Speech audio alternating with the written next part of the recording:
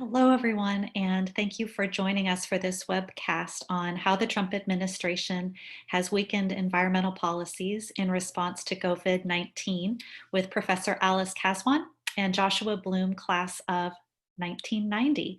My name is Carolyn Knowles, and I am the Interim Director of Development and Alumni Relations at USF School of Law.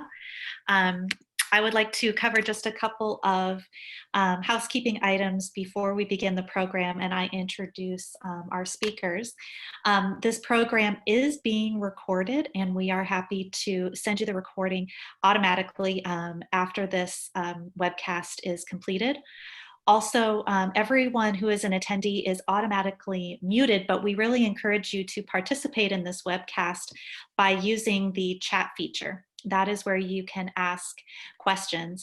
Professor Kaswan and Joshua will be having a short presentation and conversation between each other, and then they will open it up for any questions at the end. With that, I would like to introduce our two speakers. Professor Alice Kaswan is an expert on climate change and environmental justice. She has written and spoken widely about climate federalism, addressing the appropriate roles of federal, state, and local governments in mitigating and adapting to climate change.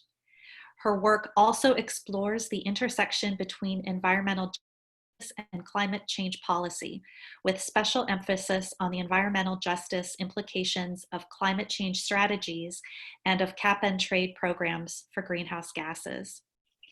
Professor Kaswan is an elected member of the American Law Institute, a member of the Board of Directors for the Center for Progressive Reform, and a past chair of the Association of American Law Schools Environmental Law Section.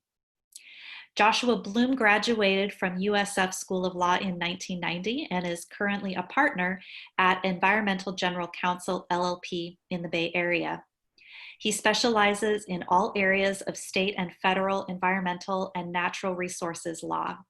He has 30 years of experience practicing in both California and Washington, D.C.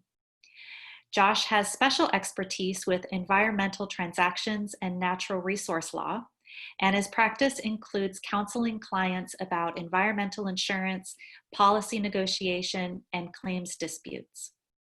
His natural resource practice includes endangered species and wetlands matters, including Section 404 permitting, Section 7 consultations, habitat conservation plans, and criminal and civil defense. Before joining Environmental General Counsel, Josh was a partner with Myers Nave in Oakland and with other private law firms in San Francisco. He also was a senior project staff with the National Resources Defense Council in New York. With that, I would like to hand it over to Professor Kaswan and Josh Bloom. Great. Well, thank you all for joining us. And I am delighted to be talking about this subject, although I guess in some ways I wish I didn't have to talk about this subject. But first of all, I'd like to thank Julie Chernoff in the Alumni Office for organizing this series, as well as Liza Sternick, a rising second-year student here at USF, for all her help with research in this presentation.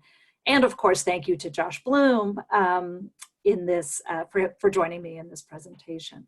So I'm going to be providing some basic information and commentary on a couple of recent Trump administration policies, and Josh will be providing some insights on those policies based on his years of experience as an environmental attorney. Now, we're both aware that we have a wide range of folks joining us on the call, some lawyers, some not lawyers, and with differing levels of expertise in the area. So we'll do our best to watch the acronyms and make sure this is accessible for all of you. All right, so let's look at what we're going to talk about today. So we want to start off with the context, which is an administration that has a long-standing pattern of deregulatory actions. And then we're going to focus on two recent administration initiatives. Most of our time will be on a fairly well-publicized memo that EPA issued on exercising enforcement discretion in light of the pandemic. And then we'll talk briefly at the end about an executive order on agencies' use of emergency powers to streamline infrastructure development. All right, so let's look at the context, which is a series of regulatory rollbacks. The New York Times has been collecting information from a variety of sources on the administration's environmental rollbacks over the past three and a half years. And as of late May, we got to a nice round number, 100 different rollbacks. Some of them of major rules, including most of the rules that had been adopted in earlier administrations to address climate change, dealing with cars, power plants, oil and gas development on public lands, and other matters. In the air and water pollution contexts, numerous specific rollbacks. In the Endangered Species Act, many changes to the rules that will affect species protection. And then some alteration of fundamental principles about how and when we decide to regulate. So looking across all these programs, how do we think about, for example, public health benefits and decreasing weight being given to those benefits? So the steps that have been taken in light of the coronavirus to some degree line up with this larger agenda. In fact, if you look at the infrastructure executive order, which I'll talk about at the end, it says it quite explicitly. The executive order notes that the administration has throughout its term, quote, focused on reforming and streamlining an outdated regulatory system that has held back our economy with needless paperwork and costly delays, end quote. So that's sort of the mindset, I think, that, that we have in general in the administration. So how has that been then manifested as we look at the response to the coronavirus? So the first memorandum, the first policy we're going to talk about came from EPA on March 26th, and it's called COVID-19 Implications for EPA's Enforcement and Compliance Assurance Program. So this is basically a policy about when and if the agency will enforce normally applicable regulations in light of the challenges that industry is facing from the pandemic. So where did this come from? What was the genesis here? Well, we can assume there was a wide range of industry lobbying, a lot of industry concern about its ability to comply with environmental laws during the pandemic. We have a particular example that's gotten a fair amount of press, a letter from the American Petroleum Institute written to the administrator of the US EPA on March 23rd, asking for a temporary waiver for non-essential compliance obligations.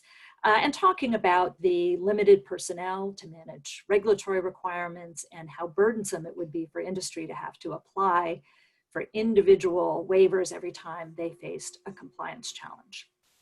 More specifically, industry had some concerns, and we can understand that these would be, at least in some cases, legitimate concerns in light of the pandemic. So they were concerned about sick or quarantined employees or unavailable contractors at facilities or in testing labs. They were worried about not being able to get the equipment they need due to pandemic-caused supply chain problems, right? So if you need to do testing, will you be able to get the test tubes? Or will there be constraints? Or if you have some pollution control equipment that needs to be replaced, will you be able to get it in time?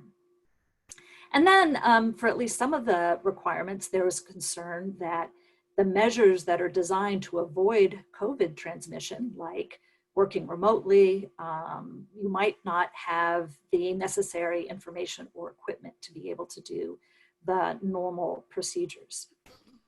So after the American Petroleum Institute, they sent the letter on March 23rd, on March 26th, this memo came out, and it essentially said overall that EPA is going to exercise its enforcement discretion, right? And by enforcement discretion, we mean the agency doesn't have to enforce every violation of the law, right? So it can decide, well, in this case, we won't enforce it, or we won't enforce it as strictly. The agency said it would enforce its enforcement discretion rather than following its otherwise normal enforcement patterning. So that if an industry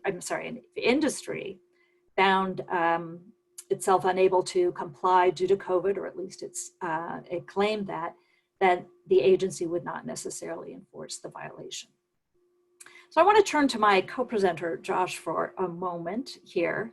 So thinking broadly, before we get into all the details of the policy, which I'll do in a moment, how does this approach to federal enforcement, right, saying we're going to go light here, how does it contrast overall with enforcement prior to the pandemic? Any thoughts on the degree to which this changes what might have been the normal enforcement pattern? Yeah, thank you, Alice. So I think we need to take a step back here. If you look at, since this administration took office in January of 2017, there have been a number of attempts to roll back certain regulations, whether we're talking about Clean Water Act, Waters of the U.S., talking about mercury emissions, standards. There have been a number of attempts, kind of ham-handed in some ways, and courts have handed that back to the administration and said, you didn't do your job. The recent, not environmental, but the recent DACA decision, I think, was consistent with, how this administration's been handling environmental regulation as well, doing it by fiat rather than going through, required procedures under the Administrative Procedures Act. So you've seen a pretty consistent rollback. There was one sort of thought that really the administration's using COVID as an excuse here, is one more vehicle to roll back environmental regulation. And we'll get into a little more detail, as Alice said, but environmental enforcement at the federal level has been really significantly decreased and down since the administration took office. So at the end of the day, I'm not sure it's going to make that much of a difference. States have been filling the gap, and they're going to continue to do that, as we'll get into a little bit more later with enforcement. So does it really change things? Maybe it accelerates the trajectory, a little bit of limited federal enforcement, but it doesn't change that trajectory so much. Right. All right. Well, that was the impression that I think many have had, is this comes on top of what was already probably a fairly weak degree of federal enforcement and exercise of a lot of discretion not to enforce.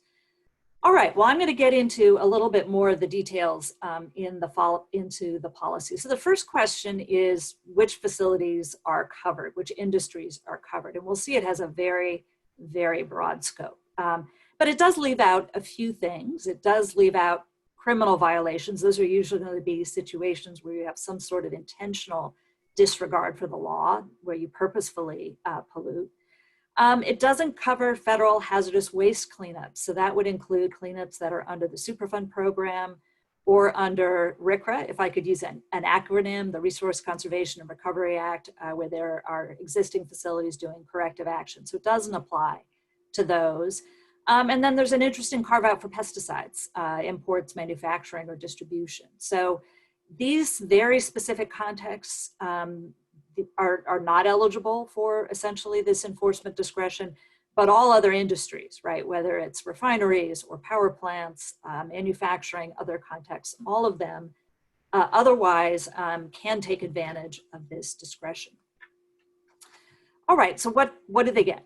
So there are a couple of different categories of requirements. I'm going to look first at the enforcement discretion for monitoring, reporting, testing, and the like. Here, EPA, and I'm quoting from the memo, does not expect to seek penalties for violations of routine monitoring and reporting requirements if the industry reports noncompliance using existing procedures, if it's reasonably practicable. But if there's no compliance procedure or it's not practicable, then they're asked to document what they've done. They have to document that they've taken responsible actions to minimize the effects of their failure to report or test and limit its duration. They have to indicate the nature and date of their noncompliance, explain how COVID affected their inability to comply and what efforts they made to comply notwithstanding COVID, and then comply as soon as possible. And then this information, right, this documentation that they've done must be available to EPA upon request.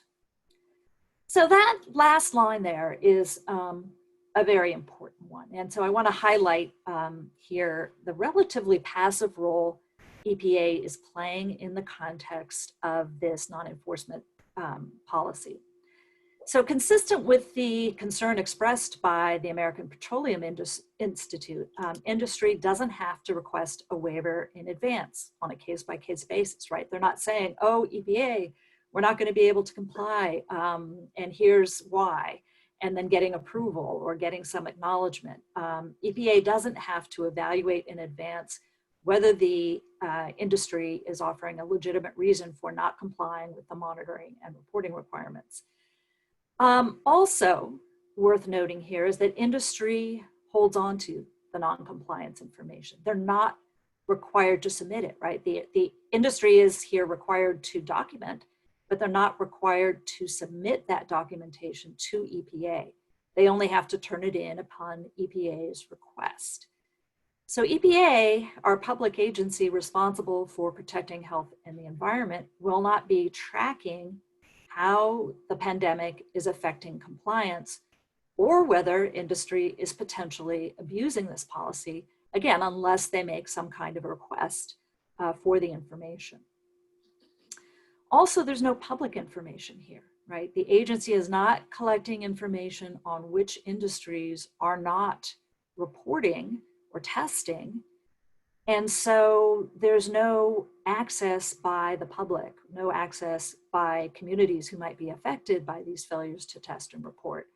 So they have no way of being aware of the degree to which COVID is affecting the industries around them and their ability to comply. So I want to note that this aspect of the policy, the fact that there's no public information about the degree of noncompliance, that industry is holding on to it, is something that a number of environmental groups are actively pursuing legal action on. There are a couple of lawsuits out here on this memo, and one of them is specifically directed at this aspect. All right, so that's the routine monitoring and reporting type of industry obligation. Another kind of enforcement discretion refers to the operations themselves, right? Not just about duties to report, but here about noncompliance with substantive requirements. And I want to look first at noncompliance here, where there could be an acute risk or an imminent threat to health and the environment. So here we're told that an industry that has some kind of a release that could pose this acute risk to the public should contact the implementing authority. It might be a federal authority or a state or a tribe. It depends on who's implementing it. If EPA is contacted, EPA will work with them to reduce the threat and help the facility reduce compliance. And then again, EPA will consider the pandemic effects, right? The ways in which the pandemic may have led to this acute risk in determining whether to enforce. So here we get a little upping of the expectations, right? For reporting requirements, you only needed to report that you couldn't report, right? If it was reasonably practicable. But here it gets a little stronger. You should contact the implementing agency if there is an actual risk, an actual and acute risk or an imminent threat. It's a little bit more. But note that the industry causing this risk is still not required, only should contact, not required to contact either EPA or the other relevant authorities. We also have your everyday violations, right? Everyday violations of air or water or land disposal requirements. Here again, just a requirement that you should contact the implementing authority, not that you are required to contact them. And then you have to document. So you still, again, have to document the noncompliance and make it available upon request. Again, a relatively passive approach here, where the agency is not going to be able to be monitoring the degree of noncompliance with substantive environmental constraints, permitting requirements, and the like. For public water systems, right, looking not at a release to the general environment, but here to violations of water quality, the agency indicated that it has heightened expectations for normal operations and sampling. So it's essentially saying we're going to be a little less likely to offer you a enforcement discretion that would prevent you from having penalties. It also does in the policy indicate some priorities. Like if you are having difficulty testing, here's the order in which you should test for various things based on the agency's belief about what's the highest priority, and encourages consultation and cooperation with agencies. So a little more concern expressed. But again, there are no greater actual requirements for violations of drinking water standards here. The agencies are still just encouraged to report. They're just told that they should report, not that they are required to do so.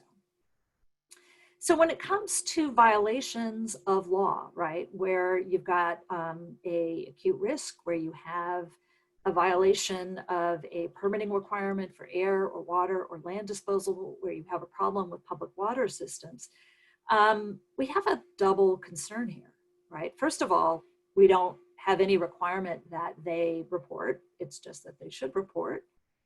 And secondly, we will have a lot of difficulty even detecting these violations because EPA has offered its enforcement discretion in relation to the monitoring, testing, and the like that would uncover these violations. So it's quite possible that because we're not, the agency's indicated it will offer enforcement discretion for monitoring and testing, that the industries will not even be detecting the violations that they are told they should report. So we have sort of again, a double layered concern here. Josh, I wanted to see if you had other concerns about these provisions and how sort of the regulated entities might end up using these provisions, what remains clear or unclear about these provisions. Mostly unclear. And I need you to speak up just a little because it is hard to hear. Sorry, how's that? Is that any it's better? A little better. I don't. Just get as close as you can, I think, to your computer. In any event, you know, as Alice pointed out, and we'll contrast the federal policy with state policy using California's example in a moment. But it is passive, and by passive we mean that the regulated community really doesn't have to do anything to sort of get within the rubric of non-compliance alleviation or compliance alleviation. You know, you see words such as should, may, try the best you can in the federal policy. But there really isn't a requirement to go to the agency and say, gee, I need some relief. It's really an honor system, but there's no enforcement on the honor.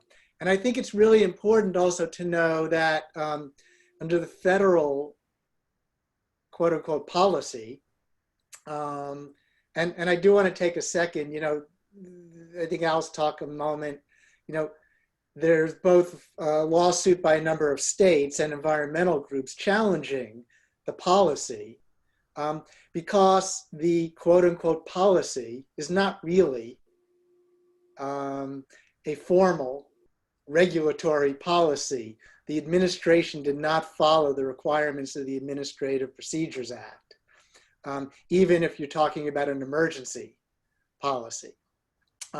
So this enforcement, non-enforcement discretion, it's not retroactive either. So whenever this policy ends, if it ends, you know, it's technically supposed to end August 31st now, 2020. I have a feeling January 20th, 2021 might be the actual termination date of this thing. But whatever happened within the period that this policy was in effect, you never go back. So when there was no reporting, say of emissions, of discharges, whatever it might be, or whatever public information you needed to report, you don't have to go back and fill the gaps. So there's going to be this period, however many months it's going to be, which is just going to be a vacuum, and it's never going to be recovered, that information. You know, even things like we talk about, well, you do need to report and talk to the agency or department if there's an acute health hazard or an imminent risk to human health or the environment. Well, then you look under the policy, well, what does acute mean? And the agency says, well, it depends on the case. That's sort of a shifting standard. So there's no definition of acute. Again, that's going to be up to a facility, a company to say, okay, well, I think this is acute. Well, I don't think it is. So I didn't have to go back, you know, to EPA or the Army Corps or Department of Agriculture or Transportation, whoever the oversight agency is. So again, this is really, you know, sort of consistent with the administration's overall approach, I think, to environmental regulation. And we'll talk a little bit later about sort of emergency infrastructure executive order. And that just kind of compounds, I think, you know, the effect or non-effect, if you will, of this. So. Great, thank you. Yeah, so, I mean, it's uncertainty for industry as well as for all the rest of us in this context. Yeah, and if I can, Alice, I do think, you know, one implication will be because there is, we call, you know, these wiggle words. If, say, an environmental group or, you know, a state tries to enforce, and we'll talk about those rights in a moment, you know, I can see a company saying, hey, wait a minute. The federal government told me I don't have to do this. And what is it that you don't have to do? Well, it's a little bit fuzzy. So how are we supposed to know? Regulated community. So now, you know, I have Center for Biological Diversity bringing a citizen suit against me. But on the other hand, the Fish and Wildlife Service is telling me I didn't have to do that. So, Judge, what am I supposed to do? Yeah, great. I mean, great. Thank you for that. But definitely some challenges ahead in that context. I'm going to talk about one other feature of the memo, basically another area where we see enforcement discretion being described. So COVID could, this sounds a little abstract, but I'll contextualize it. COVID could make certain entities exceed thresholds that put them into more stringently regulated categories. And EPA's memo indicates it may not enforce those more stringent requirements, the requirements that would otherwise have applied. So here's an example in the hazardous waste context, which is specifically illuminated in the memo. So if, for example, you are what's called a hazardous waste generator, right? You're a manufacturer, and in the process, you generate a small amount of hazardous waste. You're only allowed to store a small amount of that waste on site before it has to be sent to a treatment or a storage or a disposal facility, because we don't want manufacturers storing large quantities of hazardous waste. If COVID keeps you from being able to send that material off-site, then you might shift from being what we call a generator of hazardous waste, where you're only allowed to store a small amount, but you don't have very onerous requirements for that storage because it's only a small amount. You might shift to being what's considered a storer of hazardous waste. And if you're someone who stores hazardous waste, you have much more stringent requirements. Here, EPA said that if COVID leads you to be unable to send off your hazardous waste and you end up with too much so that you would normally be considered a storer, you won't be penalized for not meeting the storer requirements. That's one context. Another context is concentrated animal feeding operations, which we call CAFOs. So as we know, in many instances, farmers farms end up having too many animals for their classification. You're only subject to regulation if you have a certain number of animals. But if you end up with too many on site because the slaughterhouse has closed due to a COVID outbreak, then you could end up classified as a CAFO that would be regulated. Or among the CAFOs, there are different size CAFOs with different regulations. You might have been a small CAFO, but if you end up with too many animals, you could end up being classified as a large CAFO. And again, here you're moving into a category with more stringent regulation. And the agency has said, we will not enforce those most stringent regulations on you. So you can have too many animals and we won't apply those regulations to you if it was caused by COVID. It's not that they wouldn't apply them, they're saying we won't enforce them against you here. Again, as with the other forms of noncompliance, the affected facilities must document and have the information available to EPA upon request. Again, no requirement to report, simply have them information on hand in this context. All right, so these are, Josh, the main contours of the policy.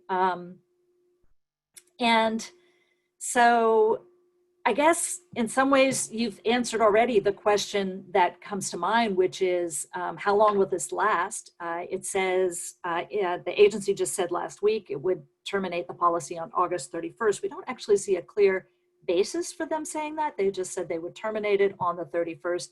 You've indicated that it might well continue until January, what's the date? January 20th, 2021. So we'll see what ends up happening in that fact. But I think as you pointed out, under this policy, there isn't a look back, right? I mean, EPA has the power to request, but there's no obligation to request. And the enforcement period, the non-enforcement period could continue. All right, so if you wanted to add anything on that, we can do that. Otherwise, I'm going to talk more about some of the environmental implications that will flow overall from this policy. Well, maybe just quickly, as I said, you know, there's no sort of look back here. Going forward, you know, I can see a couple of dynamics here. Big picture, you know, on the one hand, EPA is kind of acting as a top-down. You have overall policy, these political appointees who, let's just say, are not environmentally oriented, for lack of a better term. So I could see in a larger picture, EPA saying, gee, you know, this paradigm worked really well. It's economically beneficial. We don't really need these regulations to be enforced the way they are, so let's just keep doing this. On the other hand, you know, you've got a lot of, whether it's EPA, Fish and Wildlife Service, pick your agency, staff, right? I'll call it the line staff or line enforcement staff that's, you know, been around, and they're continuing to sort of operate as normal here. So your day-to-day kind of enforcement, administrative enforcement may not be affected as much, but I think it's larger, bigger, you know, bigger acts of noncompliance, say, or bigger issues that may have industry-wide implications. I could see those sort of bleeding, you know, beyond this policy, you know, yeah. period, whatever it is. All right, good, thanks. All right, so one thought we might have also about, we may have the day-to-day line folks enforcing as they can. Also, here's the backdrop, right? As many have noted, at least to the degree we had an economic shutdown, we saw decreasing emissions. So some may ask, is there really a concern if the backdrop is that emissions are going down here? But speaking from an area I've spent some time looking at, we do have environmental justice concerns here. So if you're, for example, somebody who is close to one of the hazardous waste generators who's now accumulating hazardous waste, you're going to be concerned about that risk. Or if you're a farm worker or a person living near a CAFO, as the person here on the left is, you're going to be concerned about those additional animals that are on site at that animal feeding operation. And even if there's less pollution overall, maybe from cars, less cars on the road and the like, the impacts of non-compliance will be felt unevenly because we're going to have facilities operate. Refineries are still operating. Many petrochemical facilities are operating. Many industries are still operating. And if we have facilities operating who are non-compliant, right, who are not testing, who are not monitoring, who are not, and who may actually be creating risks and failing to comply with permitting requirements, then the folks who are near those entities are going to experience the harm of those exceedances. So who will those communities be?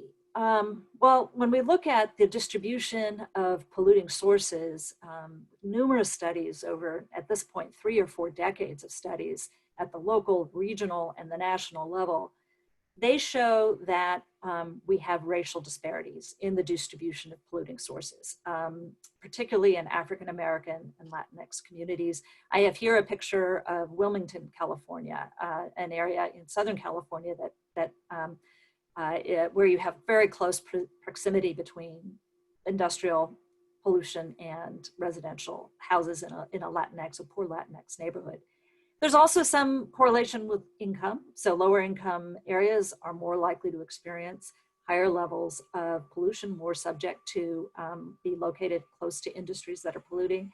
Not as strong a correlation as with race, but still a correlation.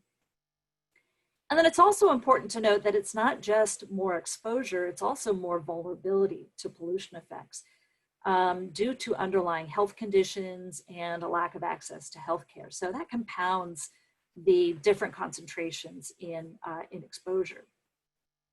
And then all of this is now being linked to COVID itself.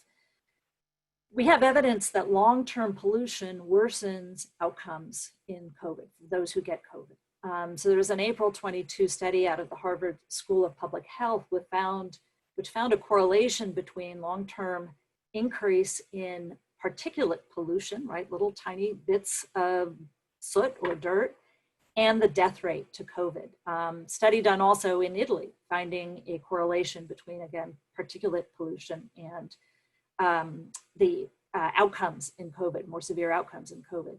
And it's not surprising, right? If you have underlying health vulnerabilities because you're in a poor community with little access to healthcare, or if you have exposed to a lot of particulates that are affecting lung health, you're going to be hit hard by COVID because it affects the lungs. So even again, if pollution levels overall are down, anything that could lead to increases in these areas that have long-term pollution exposures is going to impact communities of color, and it's going to contribute to the racial divide overall that we're seeing in the COVID death rates. California has deep concerns. I mean, they're trying to do a lot about this policy, but they still have deep concerns about these regressive impacts. And as Josh is going to explain in a moment, California is working hard to avoid these impacts. So I would like now, if you could, Josh, to talk a little bit more again about what this feels like on the ground. You've alluded to it to some degree already, but to what degree are states and also potentially citizens able to do the enforcement, do the compliance that maybe the federal government is saying that it won't do? All right, thank you, Alice. And yeah, you know, environmental justice and impacts on low-income and minority communities, you know, really is a driver for a lot of things here. You know, and it was a basis of the state's lawsuit, actually, right? When the federal policy has no impact whatsoever other than someone potentially using the elements of that non-enforcement policy as a defense to certain enforcement actions. But it really has no formal effect on states' ability to enforce, locality ability to enforce, or citizen suits as well. And so when you think about, again, on the ground, how many environmental regulations is the federal government enforcing versus states and citizens? I think it brings it into a better perspective. You know, certainly if you're talking about large Superfund sites, you know, EPA will be a lead in that. But when you talk about things like Clean Water Act permitting, you know, most states have been delegated federal authority to implement the federal program under its state laws. You know, just take California, for example. Alice had mentioned earlier RCRA, the Resource Conservation Recovery Act. Well, California's cradle to grave hazardous waste program essentially mimics the federal program as well. California's analog to Superfund, the Hazardous Substance Account Act, looks very similar to the Superfund program.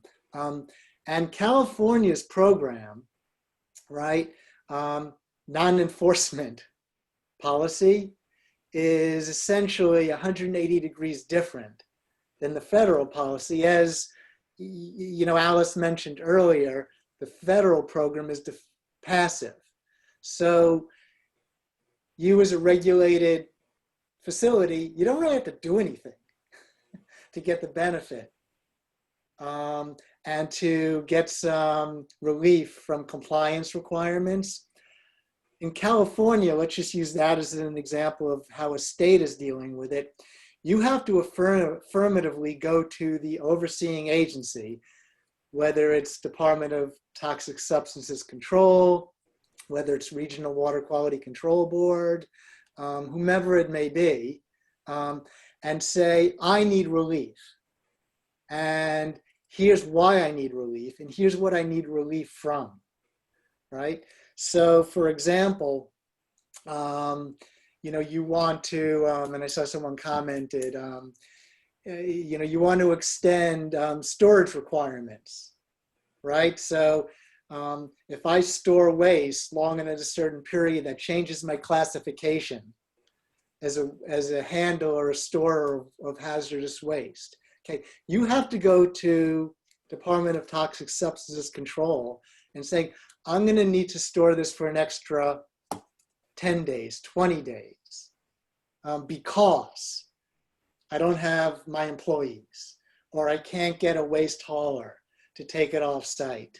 And it's going to be very defined and limited. Here's exactly what you get relief from.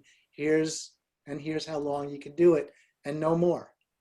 Right? So the state program is very different than the federal, and those are who the enforcers really, when you get down to it, are going to be. Most of the regulation is going to be at the state level, and then you have citizen suits, both under federal and state law. You know, Clean Water Act, Clean Air Act, Endangered Species Act, Resource Conservation Recovery Act. You pick it.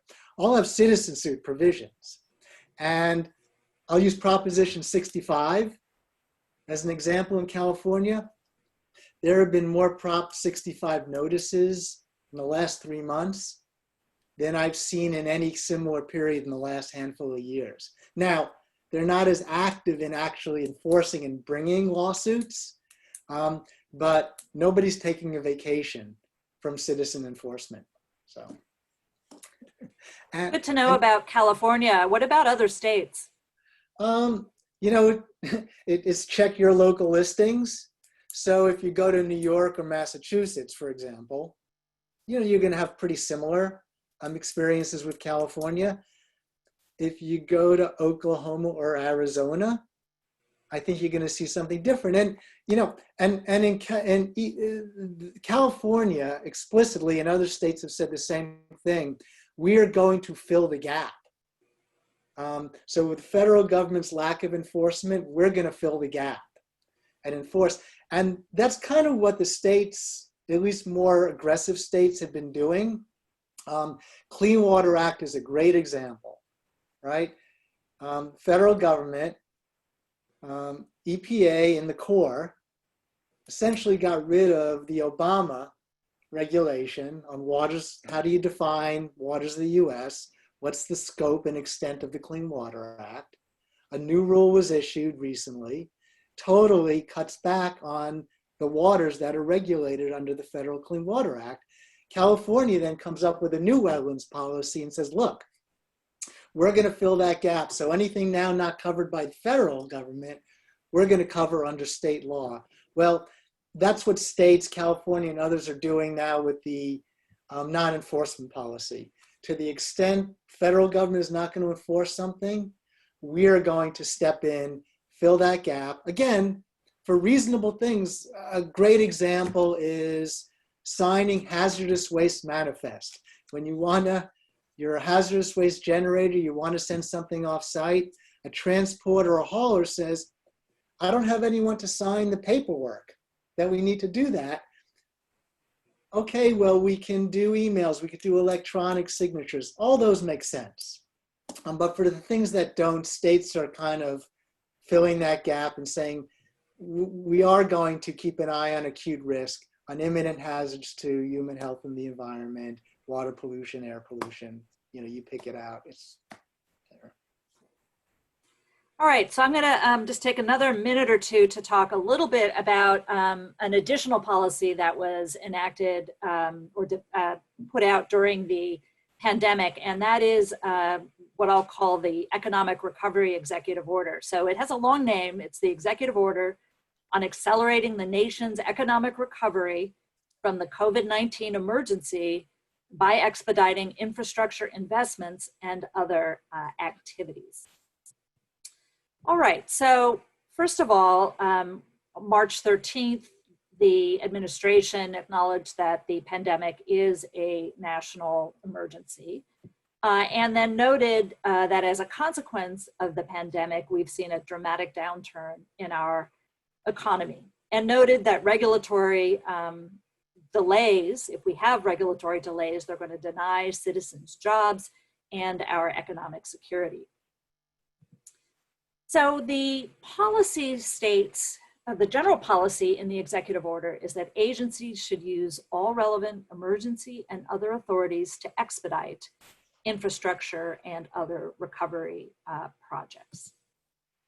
Many different affected agencies here, Department of Transportation, the Army Corps of Engineers, which builds dams and levees and things of that nature, federal land managers who are often dealing with leasing of various resource development activities, mining, oil and gas development, as well as some policies that apply across the board to all agencies. So all agencies are required to comply with the National Environmental Policy Act, which requires agencies to review their major federal actions for potential environmental consequences and incorporate that understanding into their policy, into their decision-making, and to consultations that are required under the Endangered Species Act. Again, any agency that's undertaking an activity that might affect or adversely affect an endangered species or its habitat needs to consult with the relevant Fish and Wildlife or Marine Fisheries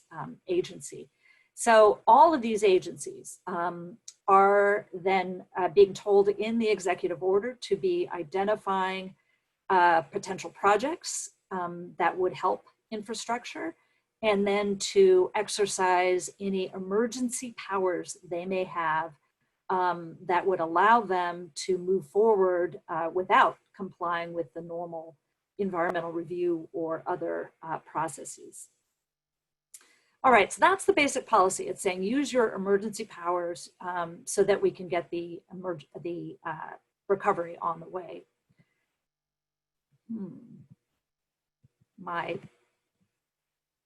Don't seem to have my, so COVID is, interesting twist here, COVID is a national emergency, right? So we're looking at the ultimate determination of what is the emergency. It's the pandemic, not economic circumstances. But we have a little bit of a disconnect here because the agencies are being asked to use their emergency powers not to deal with the pandemic, right, which is the stated emergency, but instead with environmental processes that are actually related or intended to address the economic concerns rather than the emergency, which is the pandemic. So there's some concern here that we could end up with a counterproductive result, right? If we end up with activities that are being expedited that could worsen pollution, we could make COVID worse, right? So while we're trying to help the economy, we could actually be making our emergency, which is the pandemic, worse. So there's really a lot of head scratching essentially going on around this about whether agencies can use their emergency powers for a downturn in the economy. I don't know if you want to just say a couple of words about that, Josh. I don't want to take up our time to address a couple of questions, but just want to see if you have any sort of commentary on this executive order and its significance. It's broad. If you read it, it's incredibly broad and can essentially cover any project. Most of the statutes we're talking about, the federal statutes, do have provisions for emergency actions where you could circumvent some requirements that otherwise would apply to a project. But as we've seen with pretty much everything else with regard to the agency, the government's response to COVID or to environmental regulations generally, you still need to follow certain procedures to implement those emergency actions. And it's governed statute by statute on how you would do that, and governed by the Administrative Procedures Act, nonetheless. And this executive order just sort of runs rampant over all of those. So I don't know that the executive order itself is really consistent at all with what you requirements if you did want to implement those emergency actions. So here's a question. If agencies chose to exercise these emergency provisions, could this backfire? Because will they be legally vulnerable, right? What happens if they don't follow the procedures they were supposed to follow and they're citizens who are active enough to be able to launch a lawsuit? How might this actually backfire if the goal is expediting infrastructure? Well, but what do? So you build another 3 miles of the wall, right, on the border, invoking these emergency provisions in the executive order. Is, people say sometimes it's better to, apologize and say sorry. So our court's going to undo physical actions, right? And some things you won't be able to undo. If you allow extraction, right, in certain areas, or you can do additional mining somewhere. Sometimes the damage will have been done already. So there is some vulnerability, but from a practical on the ground sense is, what can you really do about it? Yeah, although I have to note that in some cases, if you can get the lawsuit in time, it may end up causing a lot of delay, right? So at least in certain circumstances, you may attempt to exercise an emergency power and then just engender a lawsuit that might take longer than compliance with the normal requirements would have entailed in the first place. Yeah, or they short circuit. Again, this wasn't done under the emergency powers, but just yesterday, I think it was, right? Court overturned allowing the Dakota pipeline, right, in North Dakota to go through because NEPA provisions, right? Environmental impact statement was not done properly. So you can see stuff like that if the damage hasn't been done and you can stop or delay a project, yes. And there the pipeline actually has been built and they have to take the oil out of it. So it's quite a decision. But you'll need a judge to essentially, issue an injunction or agree, with an injunction to stop something or require an action by the government. Right. All right. Well, let's take a few minutes for questions. One of the things that I thought I might also talk about, but I'll wait and see if you have the question, is about the implications of the pandemic for another major crisis that we have looming, a longer term crisis, and that of course is climate change. So I'm gonna look for your questions. I guess there's one in the Q&A and some in the chat. So I think I'll go to the chat. Alice, I wanted to interject that we are at 5 minutes, so I would say just one or two questions and Okay. then we'll wrap it up. That's Thank great. you. Let me go to the Q&A. All right, so Josh, I'm going to send this one to you. What recommendations do you have for stopping these dangerous rollbacks of environmental policy? And what's your outlook on the court's responses to citizen suits? So recommendation I have is to vote. I mean, I'm not sure what else. You know, if assuming there's a change in administration, you know, come January, you know, it's going to be a different world with regard to environmental. As far as courts' responses to citizen suits, you know, I'm not sure there's going to be much of a difference. Again, I think some companies might throw up as a defense, well, gee, the EPA policy said I didn't have to do X. So it really depends on what that citizen suit is targeting, I think. But courts generally have not been, you know, of the mind to just let the administration kind of do what it wants to do. It's held its feet to the fire as far as acting in accordance with Administrative Procedures Act, right? You cannot act in an arbitrary and capricious fashion. You have to have certain public notice and comment allowances and things like that. And you saw that a little bit with Chief Justice Roberts with the DACA ruling. I may, regardless of whether I agree or disagree with your substantive action, you did not follow the procedures. And that's been happening across the board with Clean Air Act, Clean Water Act, rollbacks that the administration's attempted, and they've really gotten dinged by courts. So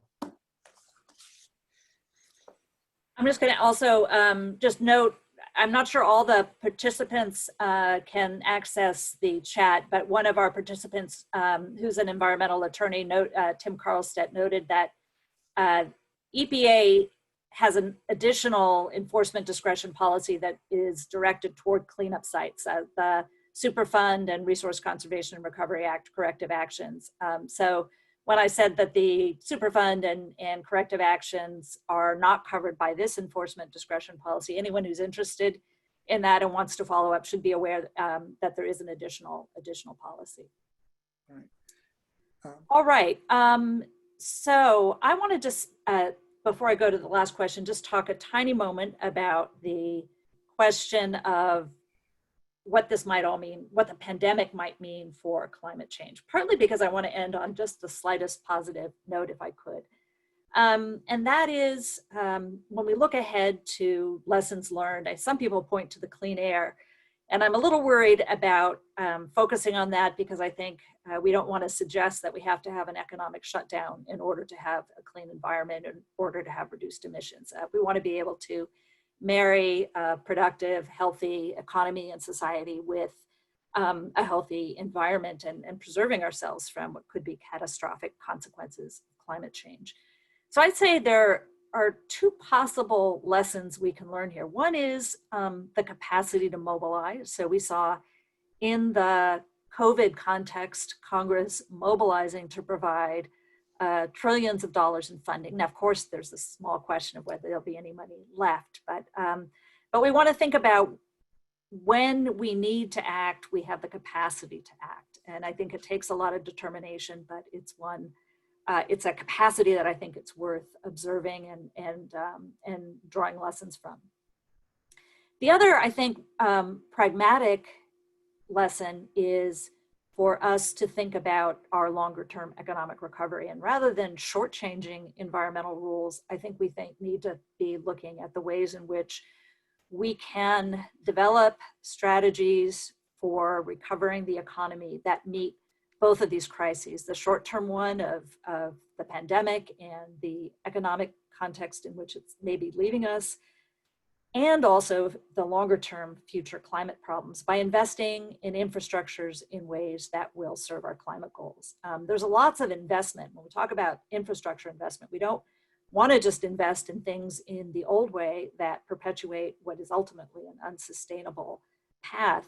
We want to think about how we can direct investments we may be making in infrastructure to come out of our economic recession by things like a new transmission grid that will facilitate renewable energy, by directly investing in and subsidizing renewable energy where it's needed, by developing charging infrastructure that will give us a new way of powering automobiles and trucks, which are our biggest single source of emissions right now. When we think about replacing things like roads or improving roads, we need to think about how can we do that in ways that will be sustainable as we look forward to inevitable climate impacts. So I think, again, to the degree we will be making major investments to address economic circumstances, including infrastructure investments, we can be looking toward ones that will achieve our long-term objective of addressing our future climate crisis. There's legislation in the House right now that attempts to go in that direction, and I think it's something that's very much worth watching and supporting. And I'll agree with my co-presenter here that if we want to see that agenda move forward, we are going to need to see probably a change in the White House coming up, which will require voting. All right, where are we on time then? I suspect that we have hit the button. We are 1 minute over. Okay. But if you'd like to ask the one more question, and then I'll just sign us off at the end of that. Well, I see a good question on difficult will be for the new administration to undo the damage to environmental regulations in the EPA during Trump's term. That's a huge question. In terms of the enforcement discretion policy, that can be turned around on a dime, right? That's one that I think you can immediately lift, looking at what we talked about today specifically. Again, as Josh suggested, you're not going to be able to go back and make up for what happened during that time, but you can, going forward, say, no, you have to, for example, if you're going to have compliance problems due to COVID, you have to be in touch with us first, right? You can reverse that. I think in terms of the other environmental regulations, I think it will be a long path. I think it's too hard a question to answer in the time that we have. Although, if I can add just really quickly, again, a number of the regulations the administration's tried to overturn, the courts have said, no, we're not going to let you do that because most of them have been challenged. To the extent they've got regulations, at least on the books currently, and I'll use the Waters of the US regulation that was finalized a handful of months ago, there are a number of lawsuits and challenges pending to that right now.